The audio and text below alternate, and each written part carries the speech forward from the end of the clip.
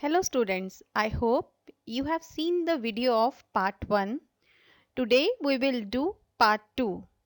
But before that, in case you have not subscribed the channel, please subscribe it. So today we will learn how to write the oxidation number of central metal atom or ion.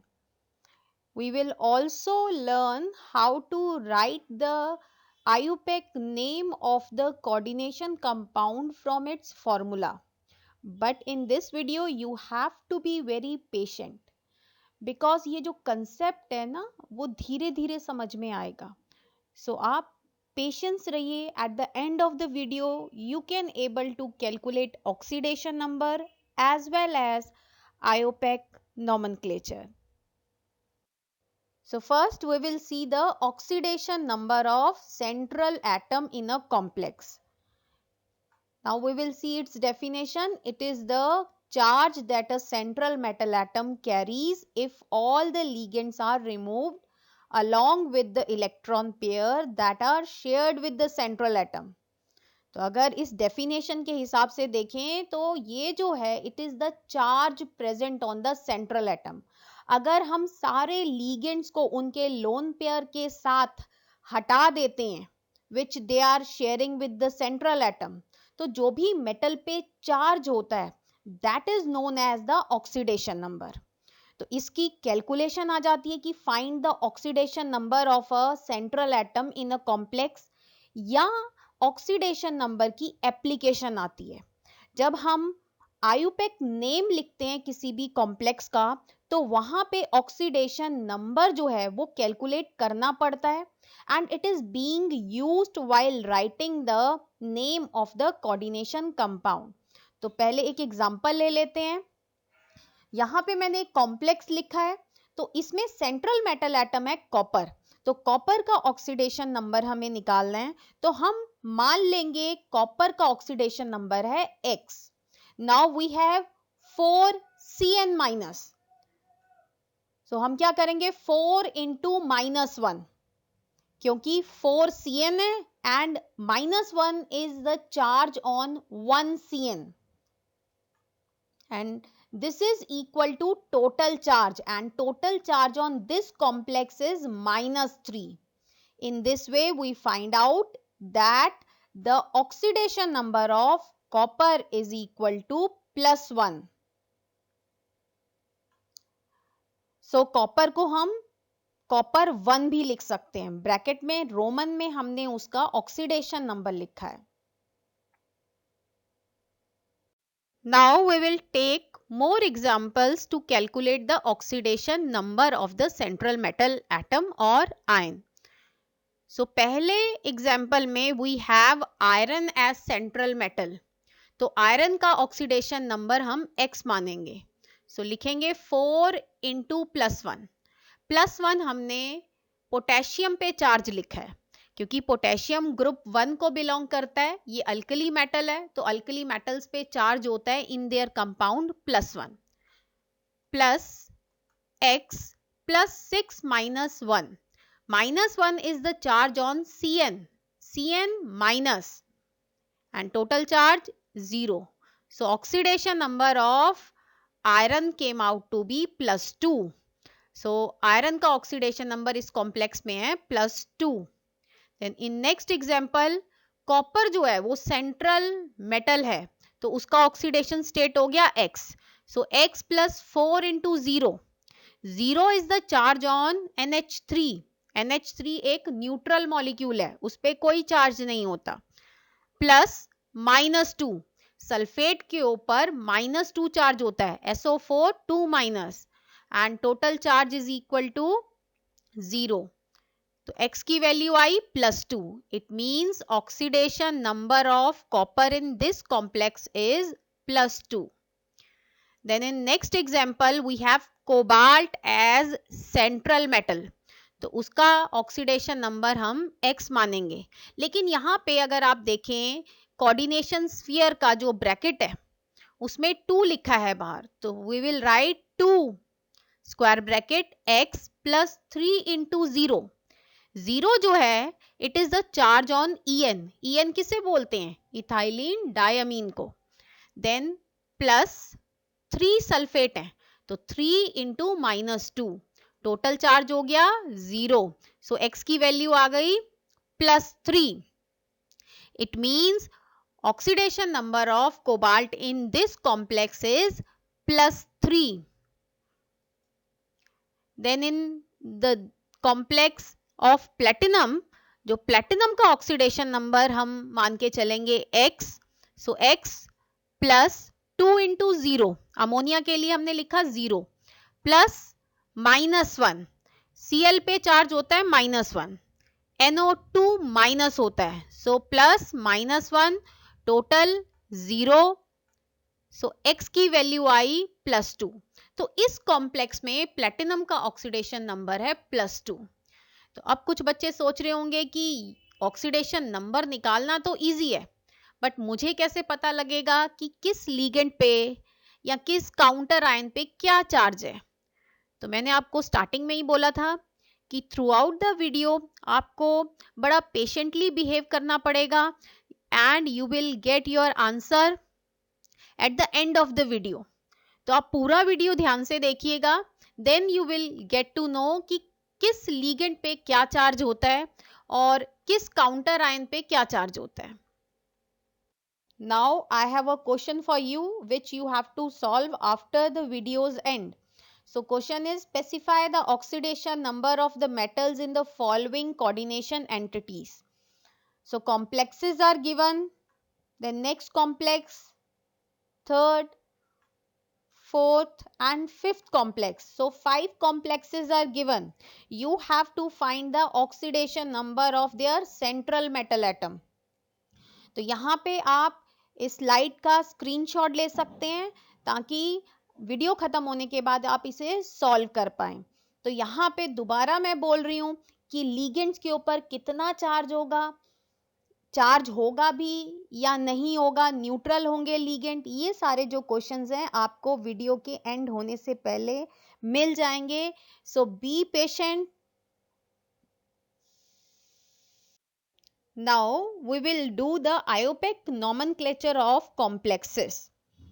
But first we will see for what type of complexes we will do the IUPAC nomenclature. So we will do types of complexes.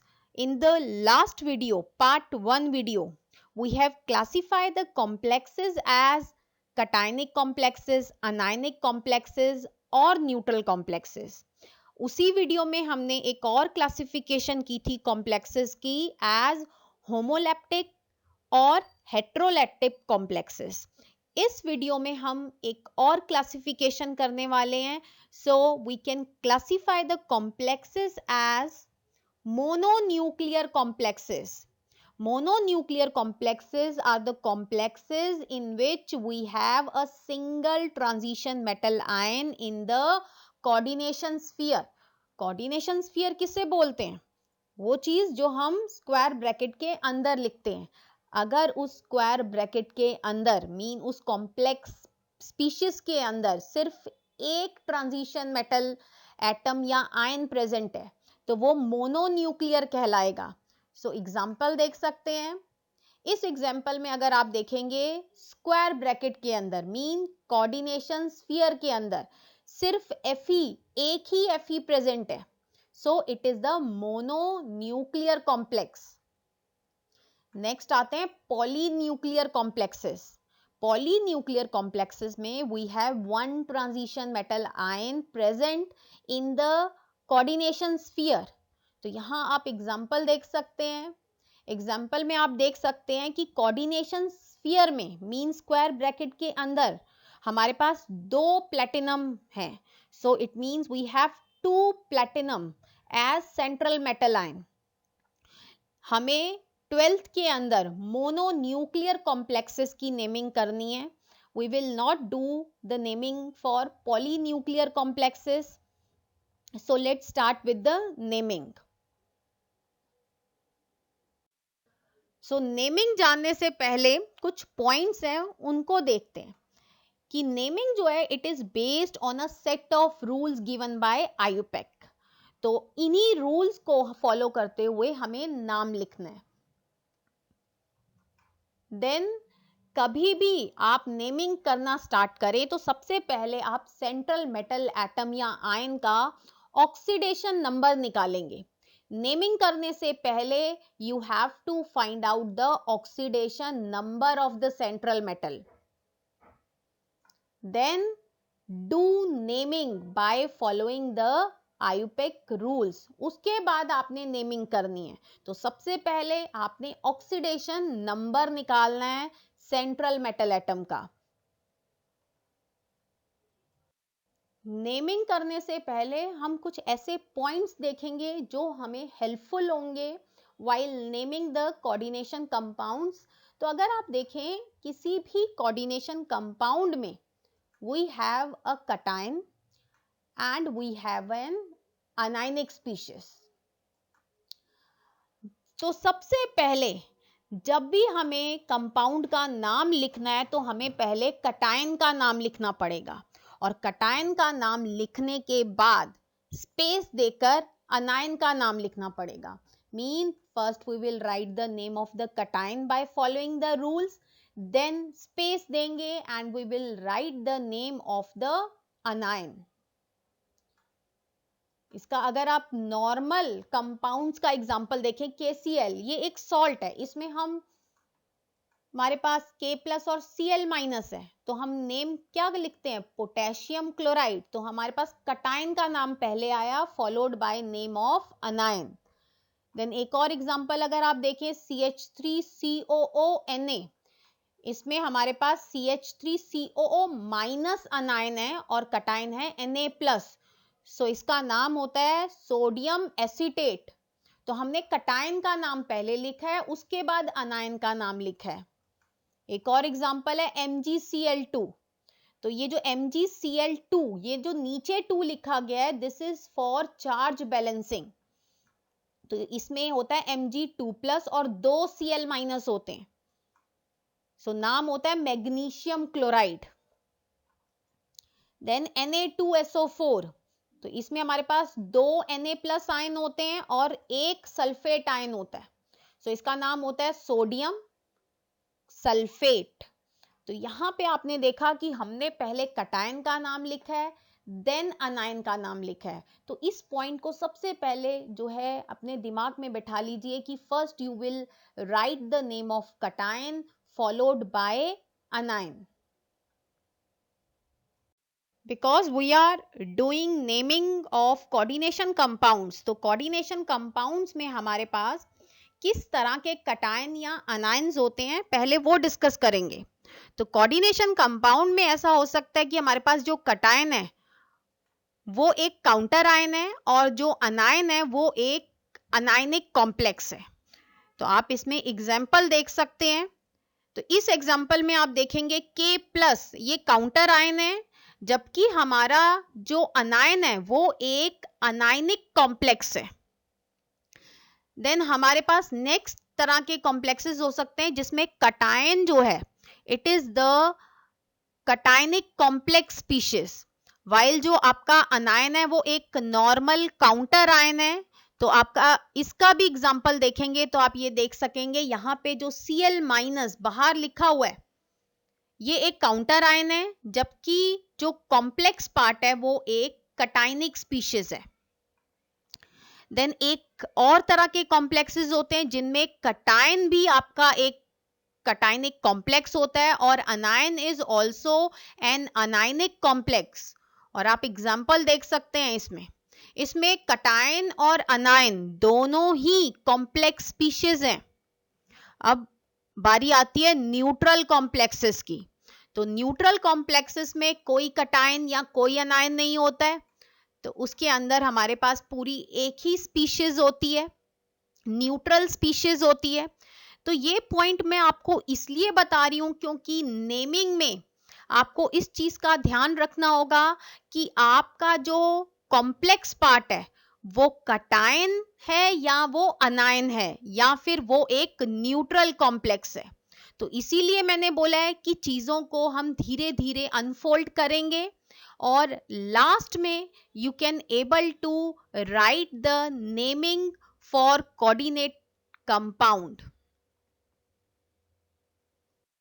सो अभी तक हमने discuss किया है कि जब भी हम coordination compound का नाम लिखेंगे तो सबसे पहले कटायन का नाम लिखेंगे, उसके बाद स्पेस देकर अनायन का नाम लिखेंगे. और लास्ट स्लाइड में हमने ये देखा कि जब हम कटायन का नाम लिखेंगे तो कटायन जो है वो एक काउंटर आयन भी हो सकता है और एक कोऑर्डिनेशन स्फीयर भी हो सकता है.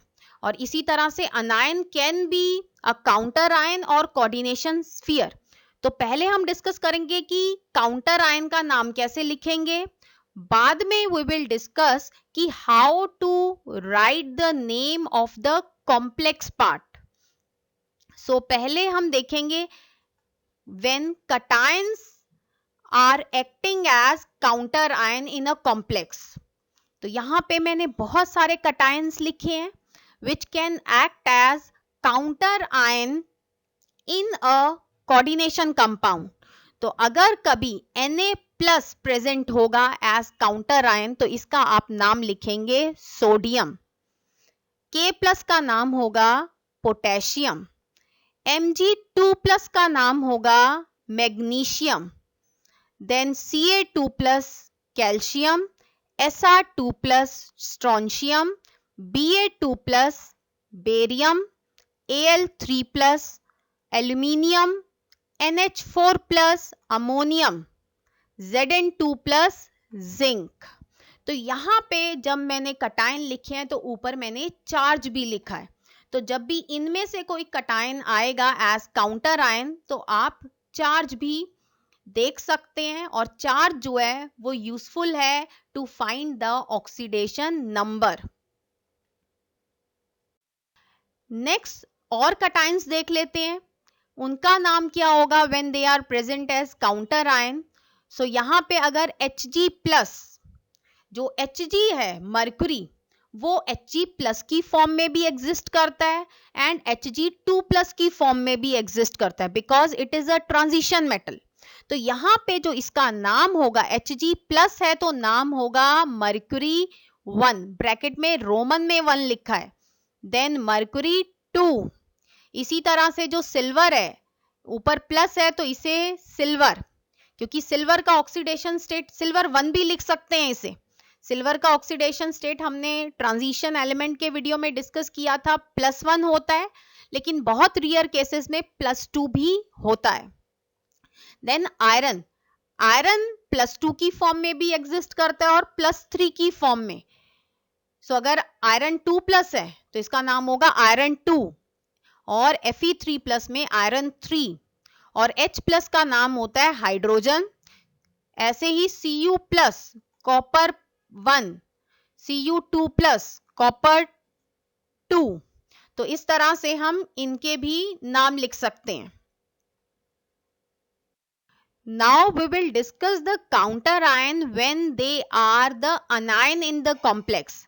जब कोई काउंटर आयन अनायन होगा कॉम्प्लेक्स के अंदर तो उसका क्या नाम होगा.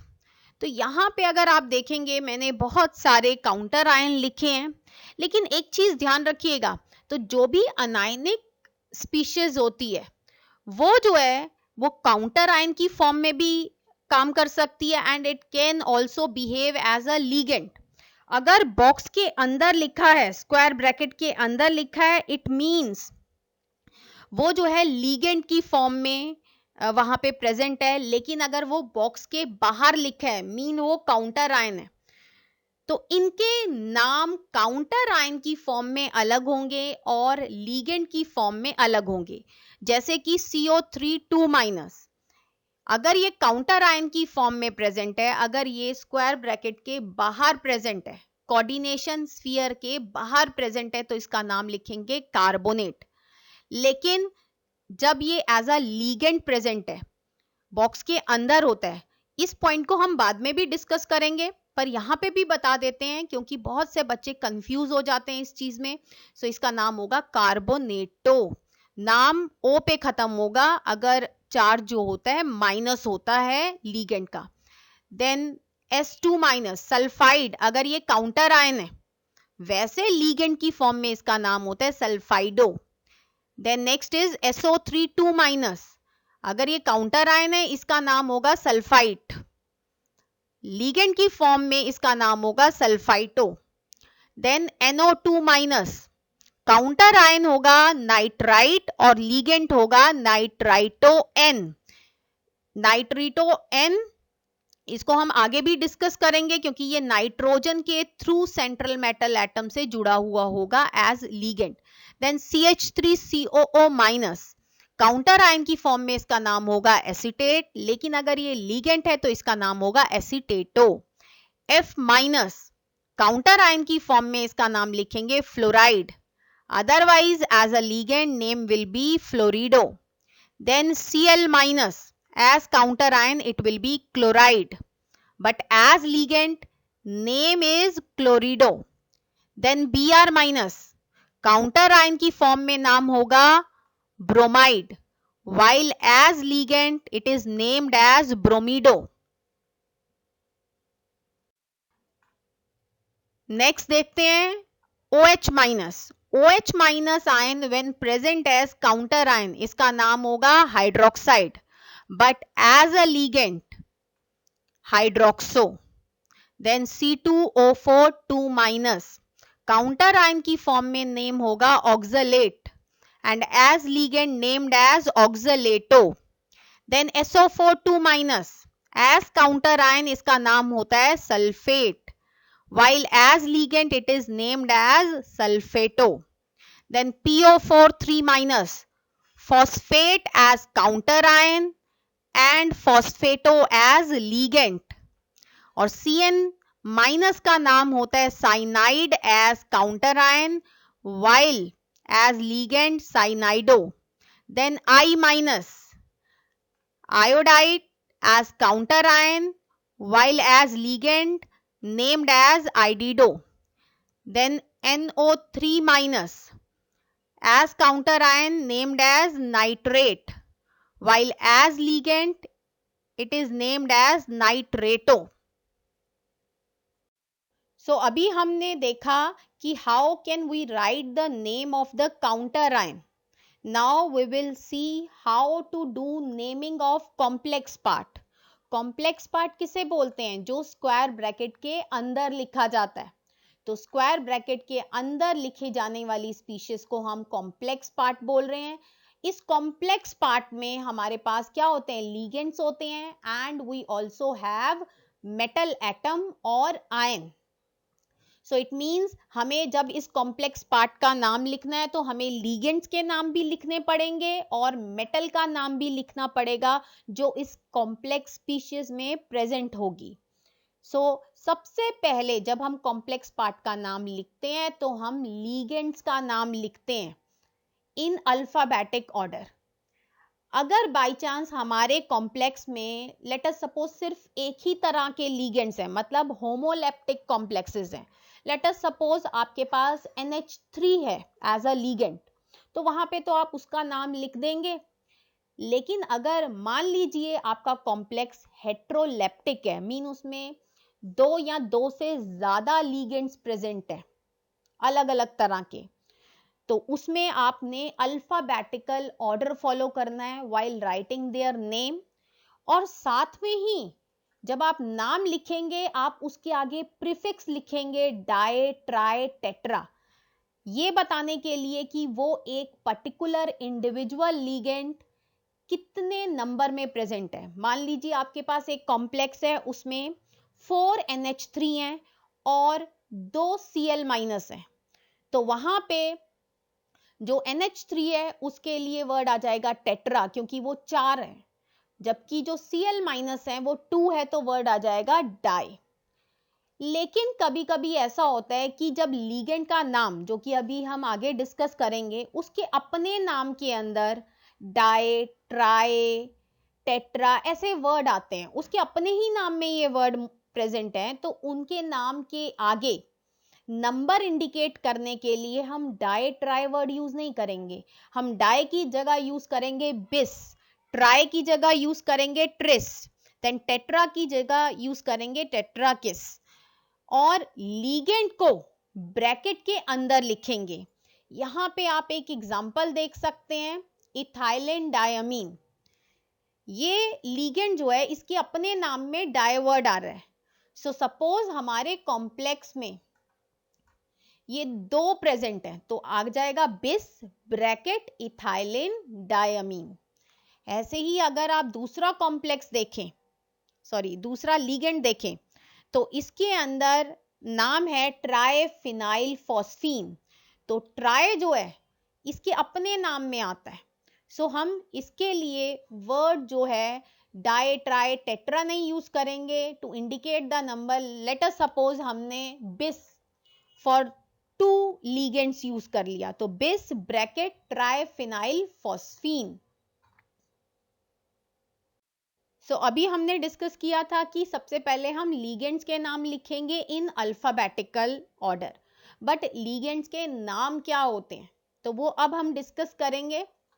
सो लीगेंड्स जो हैं यहाँ पे मैंने लिख दिए हैं, तो कॉम्प्लेक्स के अंदर इनके नाम होंगे, जैसे F माइनस प्रेजेंट है तो इसका नाम होगा fluorido, Cl minus chlorido, Br minus bromido, I minus iodido. पहले जब नेमिंग की जाती थी in old system, F minus को फ्लोरो, Cl माइनस को क्लोरो, Br माइनस को ब्रोमो और I माइनस को आइडो बोला जाता था। लेकिन अब जो है वो चेंज हो गया है, तो आप इनका नाम जो है Cl माइनस का क्लोरिडो लिखेंगे, क्लोरो नहीं लिखेंगे। Then next is SO4 2 minus sulfato, CO3 2 minus carbonato, NO3 minus nitrato, H minus hydrido, OH minus hydroxo, S2 minus sulfido, SO3 2 minus sulfito, CH3COO minus acetato, C2O4 2 minus oxalato, S2O3 2 minus thiosulfato, NH2 minus amido, NH2 minus imido, O2 minus oxo, O2 2 minus peroxo. तो यहाँ पे आप देख सकते हैं ligands के ऊपर उनका चार्ज भी मेंशन है, तो आप इस तरह से लीगेंड्स के चार्ज को जान सकते हैं and find out the oxidation number. तो मैंने आपको पहले भी बोला था कि you have to be very patient during the video, क्योंकि वीडियो में ही आपको आपके सारे क्वेश्चंस के आंसर मिलेंगे। तो आप यहाँ पे इसका स्क्रीनशॉट ले लीजिए सो दैट आप इसको बाद में रेफर कर सकें। Now you can see the ligands. ये जो लीगेंड्स हैं they are ambidentate ligand. Ambidentate ligands वो लीगेंड्स होते हैं, they are the unidentate ligands which can donate through two sites but they can use their donor site one at a time। तो सबसे पहले आता है Cn माइनस, सो इसका नाम होगा साइनाइडो। लेकिन अगर ये Nc माइनस है, अगर नाइट्रोजन वाले लोन पेयर मेटल को डोनेट किए गए हैं, so it will be isocyanido. Then SCN minus thiocyanido, या थायोसाइनाइडो S भी बोल देते हैं। Then next is NCS minus, इसे आइसोथायोसाइनाइडो भी बोलते हैं या थायोसाइनाइडो S भी बोलते हैं। Then NO2 minus nitrito N, then ONO minus nitrito O। लेकिन कभी कभी कॉम्प्लेक्सेस में सिर्फ नाइट्रो लिखा होता है, तो नाइट्रो का मतलब होगा NO2 माइनस। लेकिन अगर कॉम्प्लेक्स में नाइट्रीटो लिखा है लेकिन आगे N और O मेंशन नहीं है, then it will be ONO minus. So यहाँ पे आपने देखा कि जो लीगेंड्स अनायनिक लीगेंड होते हैं उनका नाम O पे खत्म होता है। नेक्स्ट इज PY, PY की फॉर्म में भी लिखा हो सकता है या फिर C5H5N, PY का मतलब है पिरिडिन। देन नेक्स्ट जितने भी लीगेंड है ये सारे न्यूट्रल हैं, जैसे NH3 अमाइन, डबल M होगा यहाँ पे। अगर आप सिंगल एम डालेंगे तो वो गलत होगा। H2O aqua, CO carbonyl, NO अगर ये न्यूट्रल है then nitrosyl, CS thiocarbonyl, PH3 phosphine. लेकिन अगर इसका एक H की जगह पे, जैसे नीचे वाले में देखेंगे CH3 है तो CH3 हो जाएगा तो बोलेंगे मिथाइल फॉस्फीन। अगर CH3 की जगह पे C2H5 होता तो नाम होता इथाइल फॉस्फीन। अगर CH3 की जगह पे C6H5 होता तो फिनाइल फॉस्फीन। अब उससे अगला देखेंगे तो फॉस्फीन के 2 हाइड्रोजन की जगह पे C2H5 है, सो इसका नाम है डाइइथाइल फॉस्फीन। लेकिन अगर C2H5 की जगह पे CH3 होता तो नाम होता डाई मिथाइल फॉस्फीन। लेकिन अगर C2H5 की जगह पे C6H5 होता तो नाम होता डाई फिनाइल फॉस्फीन। नेक्स्ट है PPH3। जो पीएच है यहाँ पे ये फिनाइल ग्रुप के लिए यूज किया गया है, जिसका अभी मैंने पहले भी आपको मेंशन किया था C6H5। तो PPH3 भी लिखा हो सकता है या PC6H5 होल थ्राइस लिखा हो सकता है। So this is triphenyl phosphine. अब यहाँ पे फिनाइल ग्रुप है C6H5, इसकी जगह पे CH3 हो सकता था। वैसे CH3 को Me से भी लिखा जाता है, सो वहां नाम होता है ट्राइमिथाइल फॉस्फीन। लेकिन अगर C6H5 की जगह पे C2H5 होते, 3 C2H5 होते तो नाम होता है ट्राई इथाइल फॉस्फीन। और एक चीज हमेशा ध्यान रखिए, जैसे फिनाइल के लिए पीएच लिखा है तो मिथाइल के लिए Me लिखा हो सकता है एंड इथाइल के लिए ET लिखा हो सकता है। Then next is CH3 methyl, then C2H5 ethyl, C6H5 phenyl, ये सारे न्यूट्रल हैं। देन EN, कॉम्प्लेक्स में EN भी लिख सकते हैं और दे कैन राइट NH2CH2CH2NH2। नाम विल बी इथेन 1,2 डायमीन और इथाइलिन डायमीन, दोनों में से आप कुछ भी इसका नाम लिख सकते हैं। देन TU है थायोयूरिया, इसका फॉर्मूला होता है NH2CSNH2। सो थायोयूरिया, इसका नाम भी एज अ लीगेंड थायोयूरिया ही होगा कॉम्प्लेक्स में। Then next is NH2CONH2, this is urea. Then CH3NH2, इसका जो नाम है इट विल बी मिथेनामीन। ये सारे जितने लीगेंड्स हैं ये न्यूट्रल हैं। देन नेक्स्ट जो है लीगेंड्स जो हैं ये पॉजिटिवली चार्ज लीगेंड्स हैं।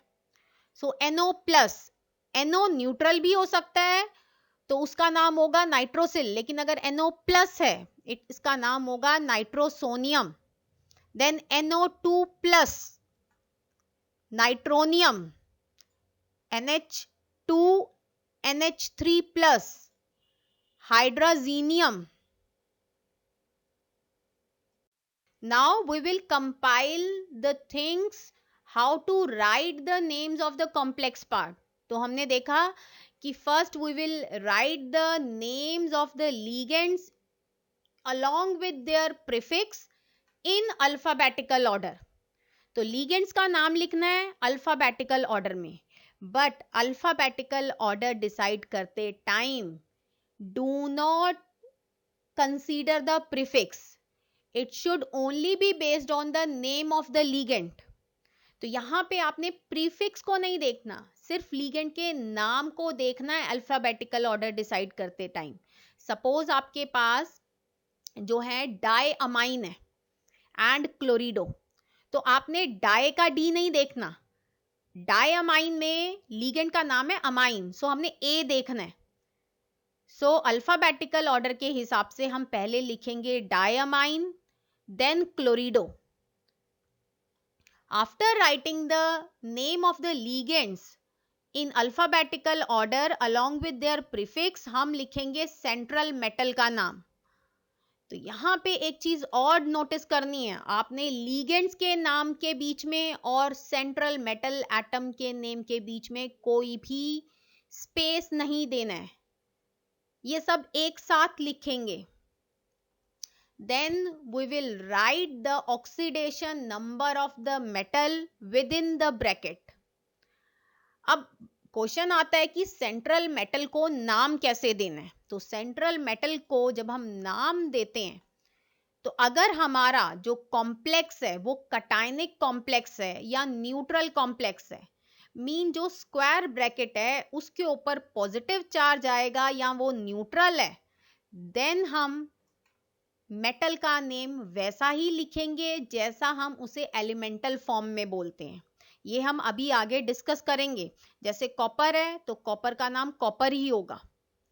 देन अगर आपका अनायनिक कॉम्प्लेक्स है, मीन जो कॉम्प्लेक्स है उसके ऊपर माइनस चार्ज है, जो स्क्वायर ब्रैकेट है उसके ऊपर माइनस चार्ज है, तो जो मेटल का नेम होगा it ends with suffix 8.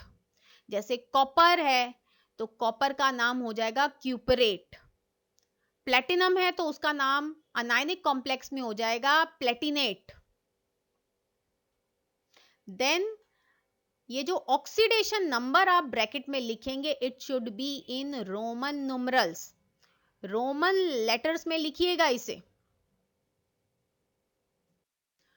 So now question आता है कि सेंट्रल मेटल एटम के जो नेम्स हैं वो कैसे देने हमने. तो पहले हम डिस्कस करेंगे कटायनिक और न्यूट्रल कॉम्प्लेक्सेस में मेटल का क्या नाम होगा. तो अगर आप CO देखें इसका नाम होगा कोबाल्ट. Fe इसका नाम देंगे आयरन. Pt platinum. अच्छा एक चीज और ध्यान रखिएगा, मैंने यहाँ पे सबका जो नेम है वो स्मॉल लेटर में लिखा है क्योंकि जो भी कॉम्प्लेक्सेस हैं उनके अंदर ये कहीं बीच में आएगा ये मेटल का नाम. सो जो बीच में नाम आता है वो हम स्मॉल लेटर में लिखेंगे. देन निकल, कॉपर, Au को बोलते हैं गोल्ड, Ag को silver, Cr chromium, Ir iridium, Al aluminium, Zn zinc, Pd palladium, Pb lead, Sn tin. यहाँ पे और भी बहुत सारे जो मेटल्स हैं वो भी हो सकते थे, जैसे Mn हो सकता था तो उसको नाम देते मैंगनीज. लेकिन अगर यही मेटल्स जो हैं वो अनायनिक कॉम्प्लेक्स में होते तो इनका नाम क्या होता. जैसे कोबाल्ट है इसका नाम होता कोबाल्टेट.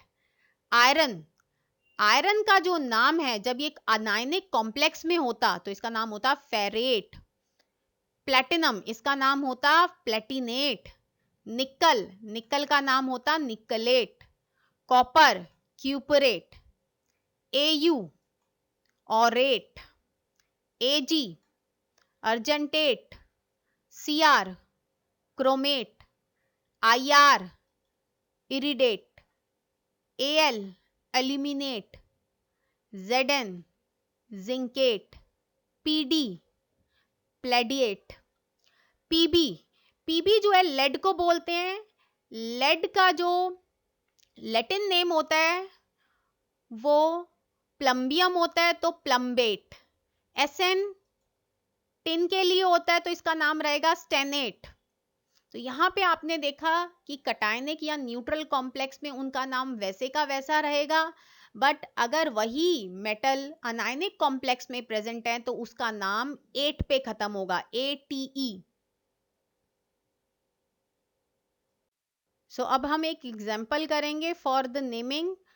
तो मान लीजिए आपको ये कॉम्प्लेक्स दिया हुआ है तो सबसे पहले आप क्या करेंगे, you will find the oxidation number of the central metal atom और आयन.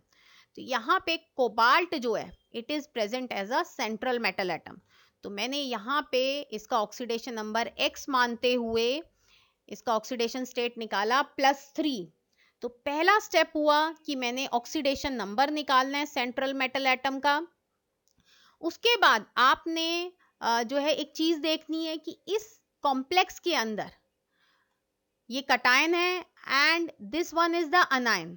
तो जो कटायन है it is the cationic complex. तो जो रूल्स थे उसके हिसाब से पहले आपको कटायन का नाम लिखना पड़ेगा. तो यहाँ पे कटायन जो है वो एक कटायनिक कॉम्प्लेक्स है, तो हम उसका नाम लिखेंगे।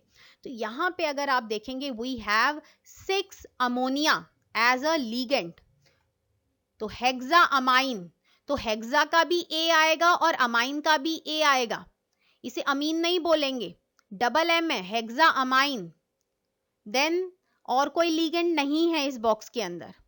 Then we will write the name of the central metal atom. तो यहाँ पे आपको सोचना पड़ेगा ये जो सेंट्रल मेटल एटम है ये कटायनिक कॉम्प्लेक्स में है, न्यूट्रल कॉम्प्लेक्स में है, या फिर अनायनिक कॉम्प्लेक्स में है। तो यहाँ पे जो कॉम्प्लेक्स है वो कटायनिक है, सो नेम वैसे का वैसा आएगा, cobalt. Then within bracket we will write oxidation number in roman numeral 3। उसके बाद हमारे पास स्पेस आएगा, स्पेस के बाद हम अनायन का नाम लिखेंगे और अनायन है हमारा Cl minus, so name will be chloride. So complete name होगा हेक्सा अमाइन कोबाल्ट 3 क्लोराइड। अब हम एक और एग्जांपल ले लेते हैं। इस कॉम्प्लेक्स में iron is the central metal atom, तो हम इसका ऑक्सीडेशन नंबर निकालेंगे। जो आपको मैंने स्टेप्स बताए थे उसके हिसाब से इसका ऑक्सीडेशन नंबर आ गया +3। After finding the oxidation number हम देखेंगे कि इसमें कटायन कौन है और इसमें अनायन कौन है। तो यहाँ पे अगर आप अनायन की बात करेंगे it is the anionic complex. तो सबसे पहले रूल्स के अकॉर्डिंग हम कटायन का नाम लिखेंगे, तो कटायन का नाम हो जाएगा पोटेशियम। अब हम अनायन का नाम लिखेंगे, लेकिन यहाँ पे जो अनायन है वो एक कॉम्प्लेक्स स्पीशीज है, तो हम पहले लीगेंड्स का नाम लिखेंगे अलोंग विद देयर प्रीफिक्स। तो यहाँ नाम आ जाएगा हेक्सामीन 6 हेक्सासाइनाइडो। अब हम मेटल का नाम लिखेंगे, पर यहाँ पे दोबारा से ये चेक करेंगे कि ये जो कॉम्प्लेक्स है ये अनायनिक है, तो मेटल का जो नाम होगा वो 8 पे खत्म होगा, फेरेट। उसके बाद हम उसका ऑक्सीडेशन नंबर लिख देंगे रोमन नुमरल्स में 3। एक और एग्जांपल ले लेते हैं। ये जो एग्जांपल है this is a neutral complex. तो पहला स्टेप यहाँ पे हम निकल जो कि सेंट्रल एटम है उसका ऑक्सीडेशन स्टेट निकालेंगे, तो वो आया 0। तो अब इसका नाम लिखेंगे क्योंकि इसमें कटायन या अनायन कोई है नहीं, तो इसी कॉम्प्लेक्स का नाम लिखेंगे। और कॉम्प्लेक्स का नाम लिखने के लिए सबसे पहले हमें लीगेंड्स के नाम लिखने हैं with their prefix in alphabetical order. तो यहाँ पे सिर्फ एक ही लीगेंड है, तो नाम हो जाएगा टेट्रा कार्बोनिल निकल। निकल को निकल ही लिखेंगे because this is a neutral complex, और ब्रैकेट में आ जाएगा 0 क्योंकि इसका ऑक्सीडेशन नंबर है 0। देन नेक्स्ट एग्जांपल है, इसमें नेम विल बी डाइक्लोरिडो बिस इथेन 1,2 डायमीन कोबाल्ट 3 क्लोराइड। इससे अगले कॉम्प्लेक्स में नेम रहेगा पेंटा अमाइन कार्बोनेटो कोबाल्ट 3 क्लोराइड। तो यहाँ पे अगर आप देखें जो नेमिंग का पहला लेटर है वो स्मॉल है, देन HgCOSCN होल 4, तो इसका नाम रहेगा मर्क्यूरी 1 टेट्राथायोसाइनेटो कोबाल्टेट 3, क्योंकि कोबाल्टेट में 3 ऑक्सीडेशन स्टेबल होता है, तो उस हिसाब से मर्क्यूरी का हम +1 लेके ही चलेंगे। +2 होता तो कोबाल्ट का ऑक्सीडेशन जो स्टेट है वो आपका आता 2। तो कोबाल्ट के केस में 3 ऑक्सीडेशन स्टेट जो होता है वो ज्यादा स्टेबल होता है। देन K4FeOH होल 6, इसका नाम है potassium hexa hydroxoferrate 2। And next example is hexa aqua titanium 3 ion. तो जहां पे काउंटर आयन प्रेजेंट ना हो उसके नाम के आगे आप आयन लगाएंगे, चाहे वो पॉजिटिवली चार्ज कॉम्प्लेक्स हो चाहे वो नेगेटिवली चार्ज कॉम्प्लेक्स हो। अगर काउंटर आयन गिवन नहीं है तो नेम को आयन पे खत्म कीजिए। The next is penta ammine chlorido cobalt 3 sulfate. So I am hoping कि you are taking the screenshot, ताकि after the video when you practice तो आप अपने आंसर्स को क्रॉस चेक कर सकते हैं. So next is tetra ammine chlorido nitrito N. Nitrito N इसलिए लिखा है बिकॉज इट इज NO2, लेकिन अगर ONO होता तो उसको लिखते nitrito O, but here nitrito N cobalt 3 chloride. Then hexaammine nickel 2 chloride. Next complex में नेम है diammine chlorido methanamine platinum 2 chloride. अब इस कॉम्प्लेक्स में अगर आप देखेंगे काउंटर आयन नहीं है, ये एक पॉजिटिवली चार्ज कॉम्प्लेक्स है. सो हेक्सा एक्वा मैंगनीज 2 आयन, तो नेम के आगे आयन लिखा है बिकॉज काउंटर आयन नहीं है. लेकिन अगर ये नेगेटिवली चार्ज कॉम्प्लेक्स होता तो यहां मैंगनीज नहीं मैंगनेट लिखते. Next is tetra chlorido nickelate 2 ion. Then pentaammine chlorido cobalt 3 chloride.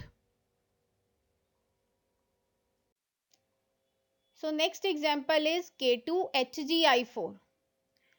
ये जो फॉर्मूला है ये बहुत ही इंपॉर्टेंट है बिकॉज प्रैक्टिकल में जब हम अमोनियम आयन की कंफर्मेशन करते हैं then we use this reagent, और इस रिएजेंट का नाम है नेस्लर्स रिएजेंट.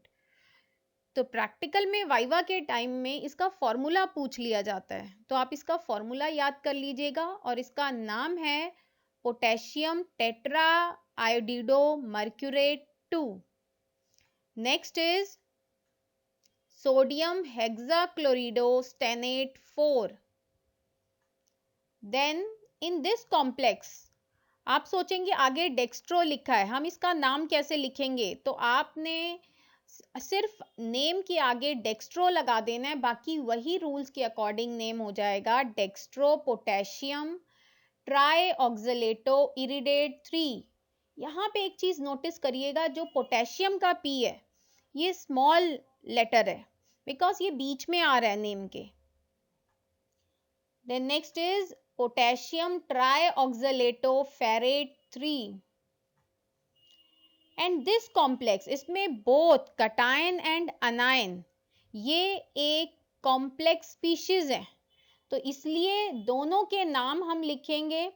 अच्छा एक चीज और ध्यान रखिएगा, जो सिल्वर है इसका ऑक्सीडेशन स्टेट होता है +1. +2 तो बहुत रियर केसेस में होता है, लेकिन यहाँ पे +1 रहेगा. सो हम लिखेंगे die ammine silver 2 di cyanido argentate 1. Now next example is hexaammine cobalt 3 chloride. वैसे तो मुझे पूरी उम्मीद है कि अब आपको नेमिंग अच्छे से आ गई होगी, बट मैंने आप लोगों की प्रैक्टिस के लिए बहुत सारे कॉम्प्लेक्सेस के एग्जाम्पल्स दिए हैं, उनके नाम भी लिखे हैं, तो आप इनकी अच्छे से प्रैक्टिस करिएगा बिकॉज ये जो क्वेश्चन है नेमिंग का ये जरूर आता है. So next is tetra ammine dichlorido platinum 4 ion. उससे अगला है diammine silver 1 ion. Then tetra aqua dichlorido chromium 3 chloride. इससे अगला जो कॉम्प्लेक्स है उसका नाम है ट्रिस इथाइलिन डायमीन. तो यहाँ पे मैंने इथाइलिन डायमीन लिखा है, इसकी जगह मैं इथेन 1,2 डायमीन भी लिख सकती थी. इसके अमीन में एक ही M है, दो मत लिख दीजिएगा गलती से. Cobalt 3 sulphate. सल्फेट को SULFAT भी लिख देते हैं या PHAT भी लिख देते हैं, दोनों ही ठीक है. The next is diamine tetrachlorido platinum 4. ये न्यूट्रल कॉम्प्लेक्स है तो इसके लिए काउंटर आयन नहीं आएगा, और आगे आयन भी नहीं लिखेंगे क्योंकि काउंटर आयन ही नहीं होता इसमें. So next is potassium tetrachlorido palladate 2. Then we have dichlorido, bis, ethylene, diamine, nickel 2. In the next complex, the naming is bis, ethane 1,2-diamine, chlorido, nitrito O, cobalt 3 ion. अब ये जो complex है इसके अंदर जब आप ऑक्सीडेशन नंबर निकालेंगे तो आप ये सोचेंगे कि ये जो NO है ये NO है या ये NO प्लस है। बिकॉज अगर आप NO लेके चलेंगे तो कोबाल्ट का ऑक्सीडेशन नंबर डिफरेंट आएगा और अगर आप NO प्लस लेके चलेंगे then oxidation number of cobalt will be different. So आप क्या करेंगे, आप दोनों के थ्रू ही ऑक्सीडेशन नंबर निकालेंगे। जब आप ऑक्सीडेशन नंबर निकालेंगे then you will find out कि अगर आप इसको NO न्यूट्रल लेके चलते हैं तो कोबाल्ट की ऑक्सीडेशन नंबर आता है 2, लेकिन अगर आप इसको NO प्लस लेके चलते हैं तो कोबाल्ट का ऑक्सीडेशन नंबर आएगा +1। अब यहाँ पे यू हैव टू डिसाइड कि ये NO है या ये NO प्लस है। बिकॉज अगर आप NO प्लस लेके चलते हैं कोबाल्ट का ऑक्सीडेशन नंबर आता है +1, कोबाल्ट जो है वो +2 ऑक्सीडेशन नंबर शो कर सकता है पर it can never show +1 oxidation number. तो इसलिए ये जो है ये NO प्लस नहीं होगा, ये NO होगा। So we will write the name potassium pentacyanido nitrosyl cobaltate 2 because यहाँ पे हमने इसे NO माना है। Then in the next complex यहाँ पे भी NO है। अब यहाँ पे भी वी हैव टू डिसाइड कि ये NO है या ये NO प्लस है। तो सेम वे में हम प्लेटिनम का ऑक्सीडेशन नंबर निकालेंगे, एक बारी NO मान के and second time NO plus मान के। जब हम इसे NO मानेंगे तो प्लेटिनम का ऑक्सीडेशन नंबर आएगा +3, लेकिन अगर आप इसे NO प्लस मानते हैं तो प्लेटिनम का ऑक्सीडेशन नंबर आने वाला है +2। नाउ प्लेटिनम के केस में ऑक्सीडेशन नंबर या तो +4 हो सकता है या +2 हो सकता है। प्लेटिनम जो है वो +3 ऑक्सीडेशन नंबर शो नहीं करता है। इस वजह से ये जो NO है this is NO plus, this is not neutral NO, ये नाइट्रोसिल नहीं है। तो इसलिए हमें इसे NO प्लस लेंगे, क्योंकि अगर हम इसे न्यूट्रल NO लेते तो ऑक्सीडेशन नंबर आता प्लेटिनम का +3 which is not possible. So हमने इसे NO प्लस लिया। So name is triammine dichlorido nitrosonium platinum 2 bromide. तो आई होप अब आप इस तरह के सारे क्वेश्चन सॉल्व कर पाएंगे और आप जो है जितने भी एग्जाम्पल्स हैं इनका स्क्रीनशॉट ले लेंगे। And the last complex is calcium hexacyanido ferrate 2। In the next video हम देखेंगे कि अगर नेम दिया हो how can we write the formula. So आप आज के जितनी भी नेमिंग है इनकी अच्छे से प्रैक्टिस करिएगा एंड इन केस आपको कोई प्रॉब्लम होती है देन यू कैन कमेंट। अगर आपको आज का वीडियो पसंद आया तो please like and subscribe the channel. Thank you and please do subscribe the